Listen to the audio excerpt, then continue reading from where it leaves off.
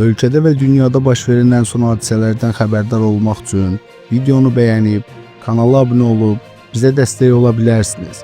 İndi isə keçək xəbərə. Meteorologiya mütəxəssisləri həyəcan siqnalı verir. Belə ki, mütəxəssislər xəbərdarlıq ediblər ki, zəifləyən qütb burulğanı səbəbindən Avropa bu qışda 1978-79-cu illərdə yaşanan və əsrin qışı kimi tanınan dövrə bənzər həddindən artıq soyuq dalğalarla qarşılaşa bilər. Səyyar TV Milli Aza istinadən bildirir ki, ilk şiddətli soyuqların yeni ildən sonra qitəyə təsir edəcəyi gözlənilir. Arktika burulğanının zəifləməsi Avropaya şiddətli qış gətirə bilər. Avropa və Amerika meteoroloqları qitənin bu qış qeyri-adi dərəcədə şiddətli soyuqlarla üzləşə biləcəyi barədə xəbərdarlıq edirlər. Mütəxəssislərin vurğuladığı əsas məqam, Şimal qütbünün üzərində yerləşən və adətən soyuq hava kütlələrini tutan Arktika burulğanının bu il adi haldan daha zəif bir quruluş nümayiş etdirməsidir. Euronesun verdiyi məlumata görə mütəxəssislər arasında fərqli fikirlər olsa da, bu atmosfer şəraiti Arktika soyuqluğunun Avropanın daxili hissələrinə çatma ehtimalını artırır. Proqnozlar göstərir ki, milad dövründə Avropada nisbətən mülayim hava şəraiti yaşanacaq.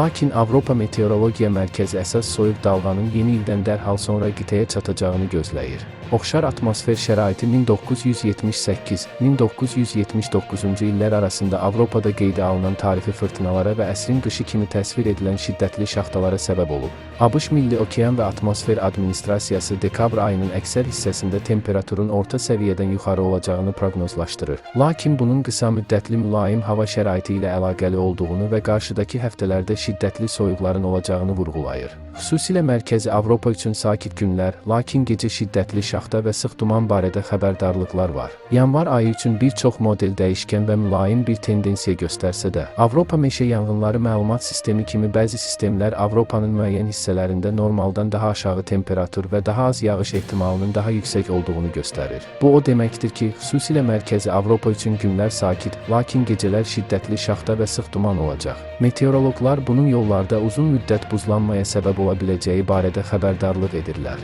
Bundan əlavə, qışın ortasında qəfil atmosfer pozuntularının qütb burulğanını parçalaya biləcəyi və sürətlə Arktika soyuqluğunu Avropaya gətirəcəyi bildirilir. Bu mexanizm keçmişdə bir çox sərt qışların başlanğıcı kimi tanınırdı. ABŞ Milli Okean və Atmosfer Administrasiyası bildirir ki, bu il La Niña qasırğasından təsirlənib və bu vəziyyət 2026-cı ilin əvvəllərinə qədər davam edə bilər. La Niña qasırğası ümumiyyətlə Qərbi Avropada daha aşağı temperaturlara, daha rütubətli və yağışlı hava şəraitinə səbəb olur. Bu, xüsusilə Alp dağları bölgələrində güclü qar yağışı ehtimalının artması deməkdir.